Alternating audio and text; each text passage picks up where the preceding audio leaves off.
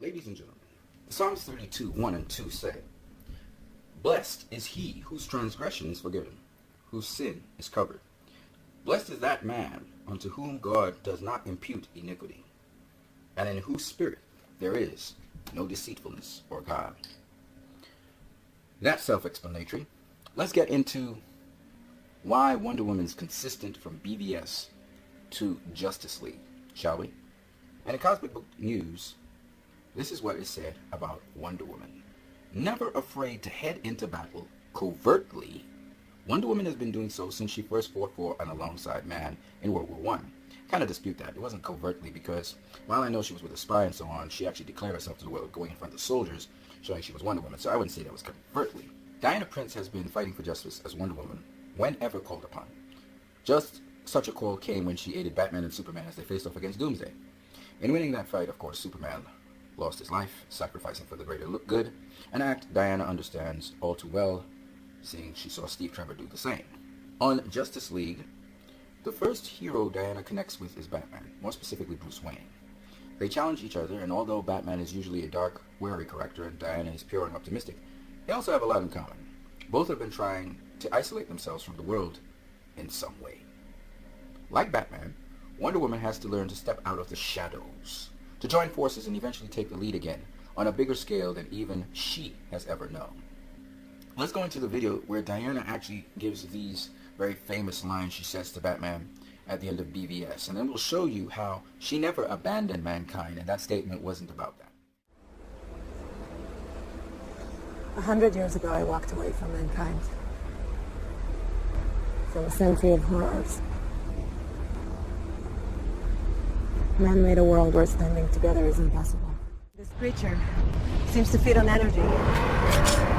This thing is from another world. My world. I've killed things from other worlds before. Goodbye, brother.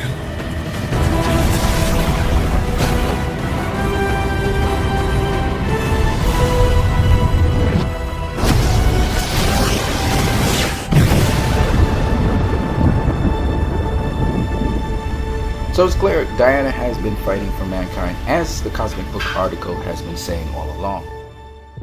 Here is Gal Gadot speaking about Diana in the upcoming Justice League movie.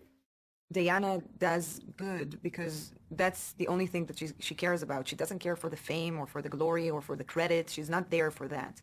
And I think that that's why she wasn't interested in getting too involved out there with press and with people and, you know, being Wonder Woman. As far as she's concerned, she did everything that she could. She came to the rescue every time she was needed. She fought whenever she was needed. So it's clear that Diana has faced beasts from other worlds before, that she also was somewhat of a loner or by herself, like Batman was, and the other members of the Justice League. She even says so herself. I think she enjoys working with the team, and I think that after having the team on Wonder Woman and working with them and enjoying other people's company, I think that she really feels she feels good about fighting with them and also being among people who are similar to her, because they're all outsiders. Flash and Cyborg and Aquaman and Bruce, they're all outsiders. They're all abnormal and they're loners and they have these special gifts. And finally, after so long of being by herself, she has teammates, which is wonderful.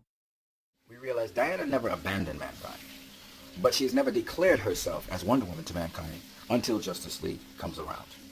So I think that shows the consistency between BVS, Wonder Woman, and Justice League. You will give the people of Earth an ideal to strive towards. They will race behind you. They will stumble. They will fall. But in time, they will join you in the sun camp. In time, you will help